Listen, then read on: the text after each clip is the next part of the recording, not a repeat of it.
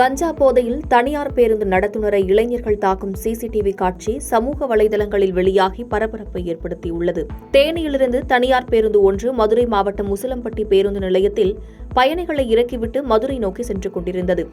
பேருந்து உசிலம்பட்டி தேவர் சிலையில் இருந்து மதுரை ரோட்டுக்கு திரும்பும்போது முன்னால் சென்ற ஷேர் ஆட்டோ நடு ரோட்டில் வழிவிடாமல் மெதுவாக சென்றுள்ளது. இதனால் தனியார் பேருந்து நடத்துனர் இறங்கி ஓரமாக செல்லுங்கள் என கூறியுள்ளார். இதனால் ஆத்திரமடைந்த ஆட்டோவில் இருந்த 5க்கும் மேற்பட்ட இளைஞர்கள் மற்றும் ஆட்டோ ஓட்டுநர், பேருந்து நடத்துனர் மற்றும் அவரது உதவியாளரை சரமாரியாக தாக்கியுள்ளனர். தற்போது இதுகுறித்த சிசிடிவி காட்சிகள் வெளியாகி பரபரப்பை ஏற்படுத்தியுள்ளது. இந்த சிசிடிவி காட்சிகளின் அடிப்படையில் காவல்துறையினர் விசாரணை மேற்கொண்டு வருகின்றனர். கந்தளி அருகே 2 இருசக்கர வாகனங்கள் நேருக்கு நேர் மோதிய விபத்தில் ஒருவர் சம்பவ இடத்திலேயே உயிரிழந்த நிலையில் காவல்துறையினர் விசாரணை மேற்கொண்டு வருகின்றனர். திருப்பத்தூர் மாவட்டம் தெலுங்கு மற்றப்பள்ளி பகுதியைச் சேர்ந்தவர் கார்த்திகேயன். தனியார் கல்லூரியில் இளங்கலை 2ஆம் ஆண்டு பயின்று வரும் இவர் கந்தளி பகுதியிலிருந்து வீட்டிற்கு இருசக்கர வாகனத்தில் சென்றுள்ளார். அப்போது திருப்பத்தூர் நகரம் தில்லை நகர் பகுதியைச் சேர்ந்த தாமோதரன் என்பவர் திருப்பத்தூர் பகுதியிலிருந்து கந்தளி நோக்கி சென்றுள்ளார். இந்நிலையில் 2 இருசக்கர வாகனங்களும் கரியம்பட்டி பகுதியில் சென்றபோது நேருக்கு நேர் மோதி விபத்துக்குள்ளானது. இதில் தாமோதரன் சம்பவ இடத்திலேயே பரிதாபமாக உயிரிழந்தார். கல்லூரி மாணவர் கார்த்திகேயன் படுகாயமடைந்த நிலையில் உடனடியாக மருத்துவமனைக்கு அனுப்பி வைக்கப்பட்டார். இதுகுறித்து கந்தளி போலீசார் வழக்கு பதிவு செய்து விசாரணை மேற்கொண்டு வருகின்றனர். புவனேஸ்வரில் இருந்து புதுச்சேரிக்கு வந்த ரயிலில் பயணிகளிடம் காவல்துறையினர் மேற்கொண்ட சோதனையில் 2 கிலோ தடை செய்யப்பட்ட போதைப் பொருட்கள் பறிமுதல் செய்யப்பட்டது. புதுச்சேரியில் காவல்துறையினர் போதைப் பொருட்களின் நடமாட்டத்தை தடுக்க பல்வேறு பகுதியில் சோதனை மேற்கொண்டு கடுமையான நடவடிக்கைகளை எடுத்து வருகின்றனர்.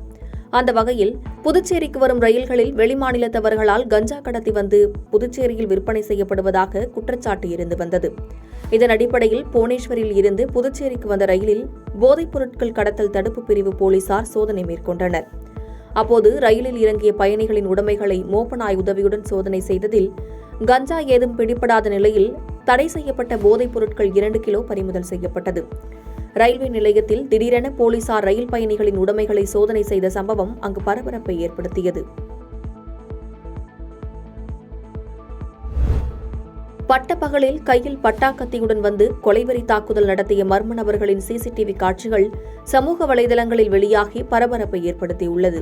வேலூர் அடுத்த கொல்லைமேடு பகுதியைச் சேர்ந்தவர் கண்ணாட்சி என்கிற முத்துகிருஷ்ணன். இவர் லாரி ஓட்டுநராக பணிபுரிந்து வருகிறார். வழக்கம் போல லாரியில் மண் ஏற்றிக்கொண்டு சத்துவாச்சாரி நோக்கி வந்து கொண்டிருந்தபோது திடீரென லாரி பழுதடைந்துள்ளது. இதனால் முத்துகிருஷ்ணன் லாரியை அருகே உள்ள மெக்கானிக் ஷாப் அருகில் நிறுத்திவிட்டு பின்னர் கிளீனரும் முத்துகிருஷ்ணனும் லாரியில் ஏற்பட்ட பழுதை சரி செய்து கொண்டிருந்தனர். அப்போது ஆட்டோவில் வந்த 5 பேர் கொண்ட மர்ம கும்பல் திடீரென முத்துகிருஷ்ணனை சுற்றி வளைத்து சரமாரியாக கத்தியால் வெட்டியது.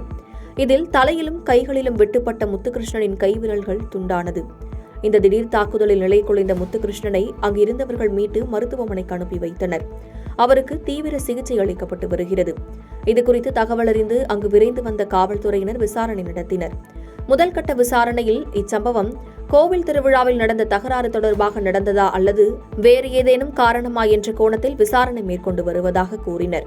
மேலும் இது தொடர்பாக காவல்துறையினர் வழக்கு பதிவு செய்து தாக்குதல் நடத்திய கும்பலை தேடி வருகின்றனர்.